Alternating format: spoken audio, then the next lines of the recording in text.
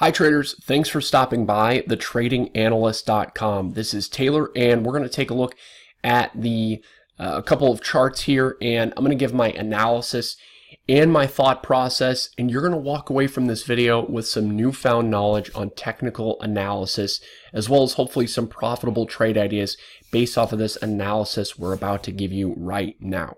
But first, if you're not already a member at thetradinganalyst.com, give us a visit on the homepage of the website and get to know us a little bit better. If you like these free analysis videos we give to you on a daily basis, it's nothing in comparison to the membership you get when you sign up and join the premium membership community. As soon as you sign up and join the premium membership community, you're going to get instant access to the profitable trade alerts that our current members are getting on a daily basis. It's a great opportunity for you, and we'd love to help you start making winning trades in the market. All right, so let's take a look at these charts here. The first chart we're going to take a look at is MYL. It's a healthcare stock here. Obviously, you know this. And this can get really explosive. And I'm going to go over this. I'm going to show you the weekly time frame.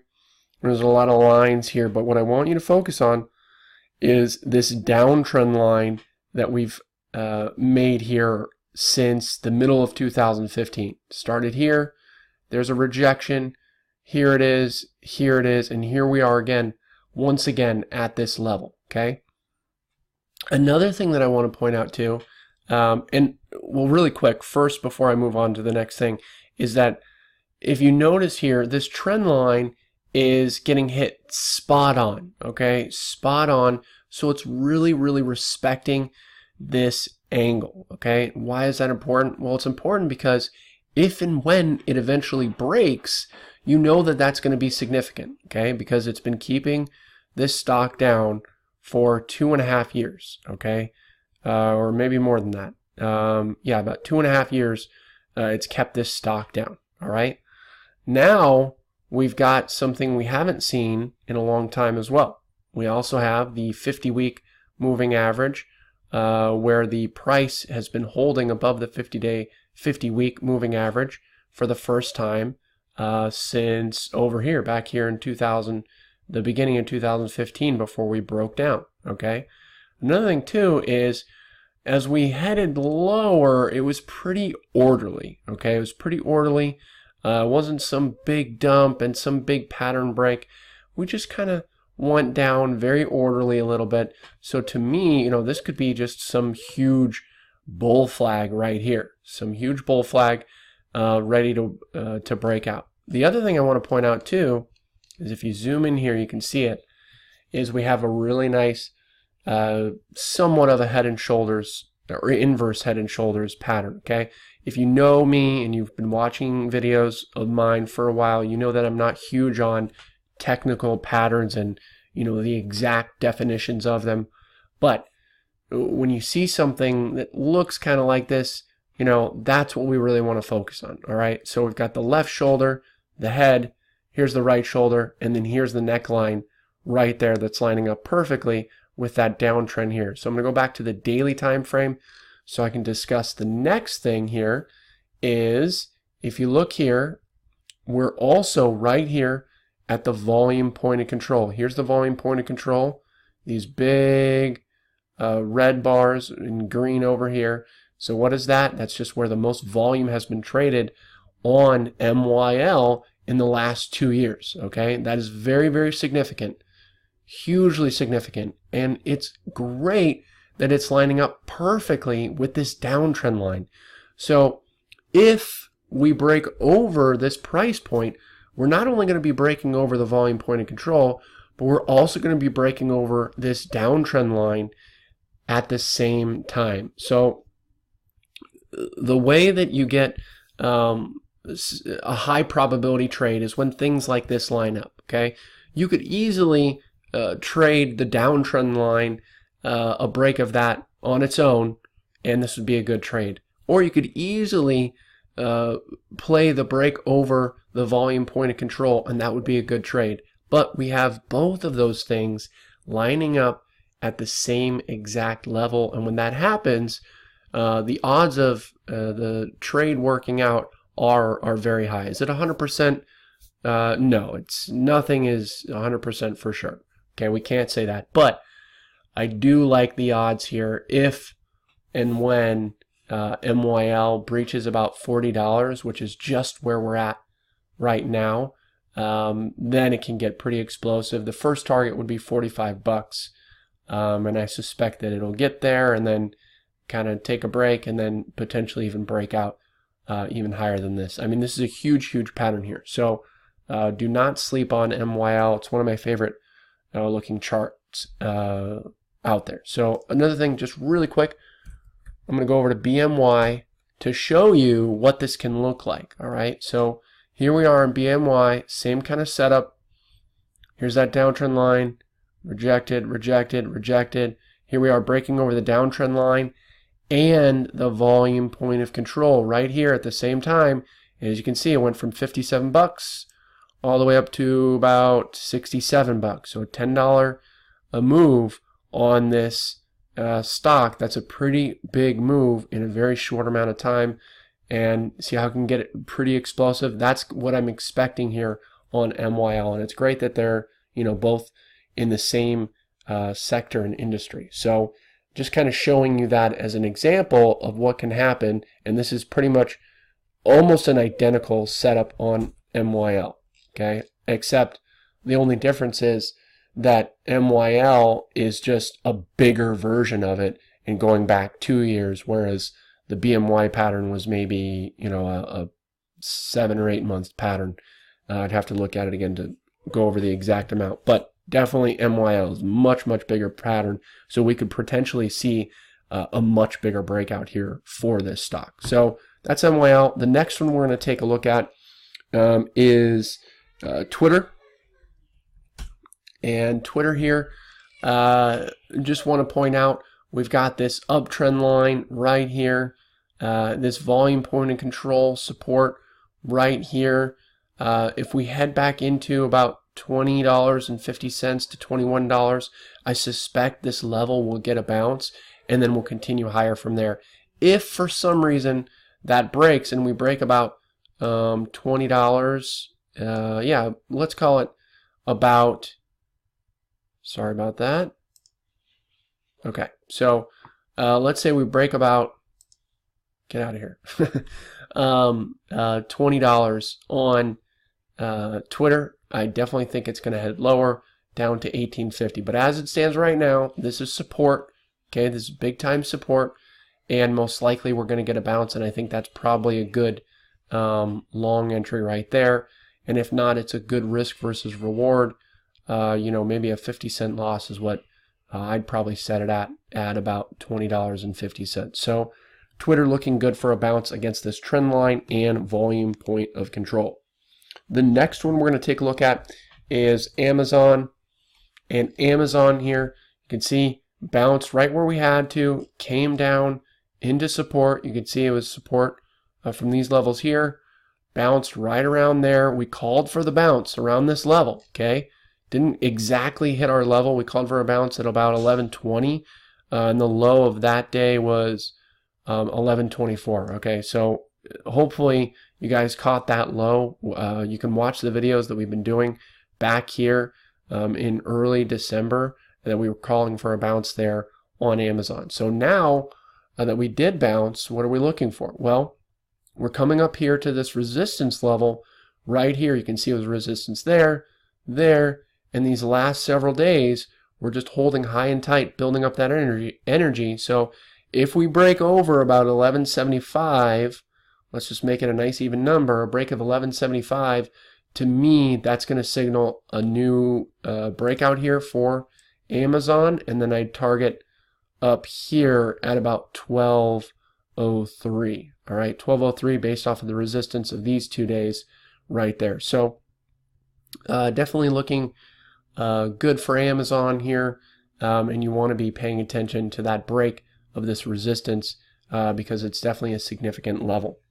The next one we're going to take a look at is Netflix, and we got a couple things going on Netflix. Okay, so we've got this setup here. I'm going to touch on the 15-minute chart here just because it's a little bit cleaner. And as you can see, we've got this volume point of control right here at about 189, 189.50. So a break of that, and we can see a pretty nice move here up to maybe 193, up to maybe 196 or so, based off of breaking over that volume point of control, breaking over this resistance here. We've been trading sideways. It's building up energy. Is it building up energy for that break higher or that break lower? We don't know.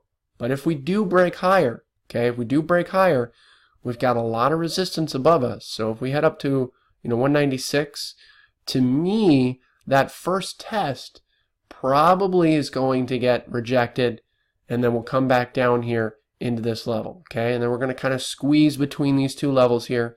What I mean by these two levels is this downtrend line started here, rejection there, and here we are potentially going to come up to that level right there. So that is a big level of resistance here for Netflix that you really want to pay attention to. And then if we squeeze between here, the break, whether it's to the upside or the downside, is going to be huge, okay? I'm interested in playing it either way on a break out of the either of these trend lines. Over the downtrend line to the upside, that would be a huge breakout for this stock. And then a break to the downside, especially if we squeeze here.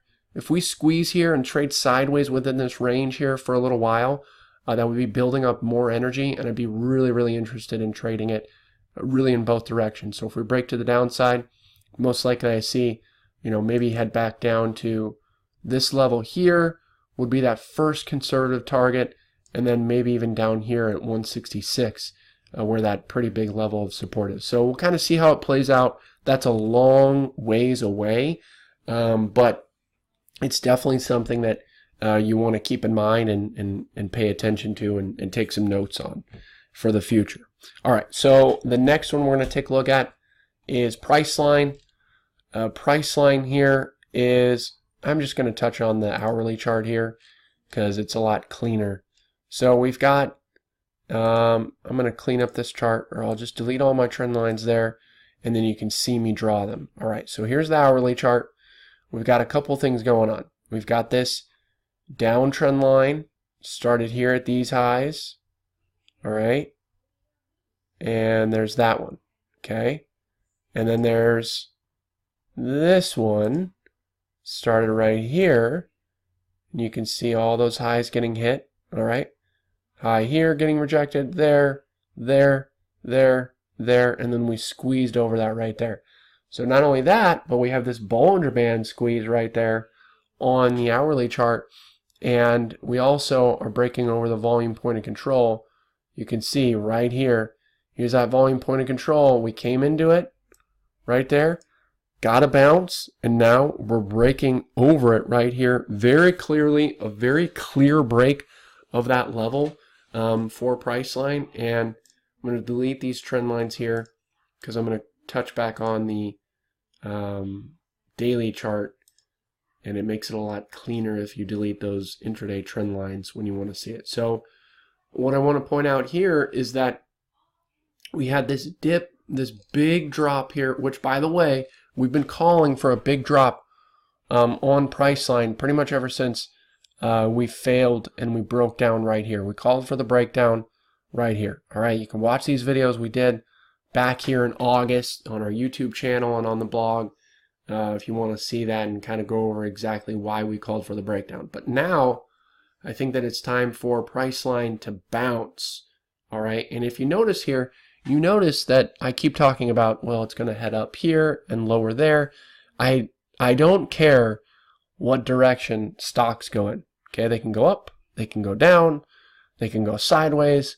I don't care. All I care about is making money on the movement of the stock, and that's what you should do. Whether we're in a bull market, a bear market, it doesn't matter. Okay, all you care about is making money. Okay, that's all you should care about, is making money when it comes to the stock market. All right, so leave your opinions and your biases at home. Play the patterns. play the price pattern if that's what you choose to do. I know a lot of people use fundamental analysis, but if you use charts, got to focus on the charts, all right? And I personally focus on charts. All right, so I'll get off my soapbox here. So what we had here is this big dip right here, this recovery, all right, and then this little rejection here. But notice how this little dip here was very shallow, didn't go very far right there, and we traded sideways right here, built up this pattern here, and now we broke over this little resistance. You can see it was resistance there, here, and then we broke over that level right here, all right? And so to me, and this is the first time we're closing over the 20-day moving average. We closed over the 20-day moving average for the first time since, 2 months ago is when we were over the 20-day moving average right here. The other thing too is that we got the Bollinger Bands that are very, very tight. Here's the upper Bollinger Band, here's the lower Bollinger Band, so the range is getting very tight.